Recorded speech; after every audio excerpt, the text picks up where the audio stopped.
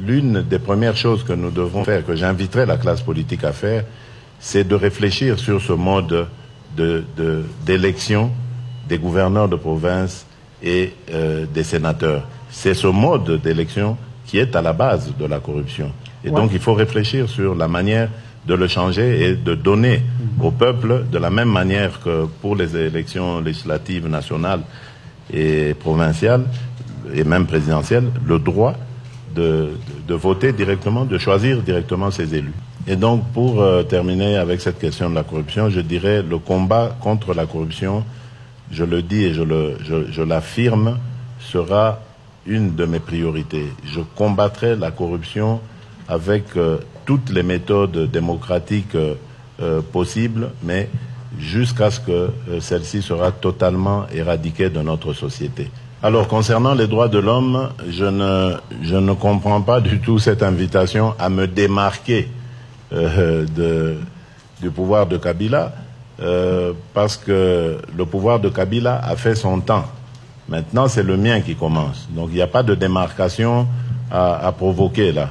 J'ai amené ma méthode et je vais vous dire comment est-ce qu'elle est déjà en train de faire ses effets.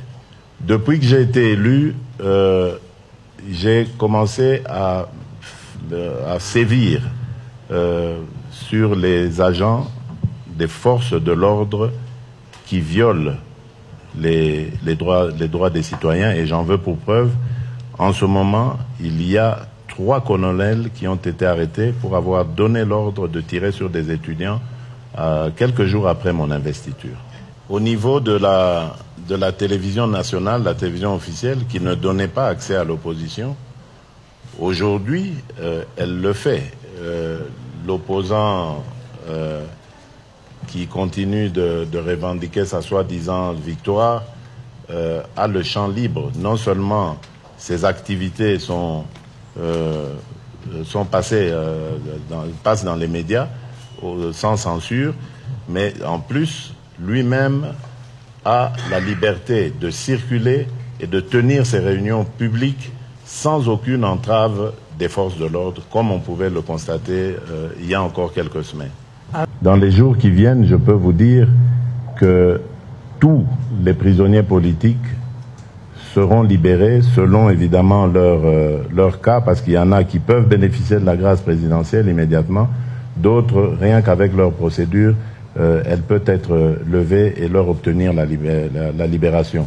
En tout cas, ce qui est certain, c'est que tous les prisonniers qui sont retenus pour des raisons politiques dans les prisons du pays seront libérés dans les jours prochains.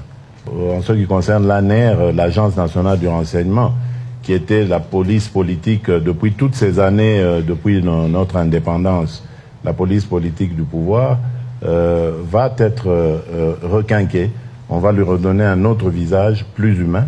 Et j'ai d'ores et déjà donné l'instruction pour que tous les cachots de ces services soient fermés et qu'on ne puisse plus retenir des individus dans ces endroits uniquement à cause de leurs opinions politiques. Ça n'arrivera plus. Et je sais que c'est une question de temps aussi, parce que certaines habitudes sont restées. Mais croyez-moi, avant la fin de mon mandat, on ne parlera plus d'arrestation arbitraire en République démocratique du Congo. Merci beaucoup. Thank you very much. I know you got more questions, but trust me, the answers speak volume.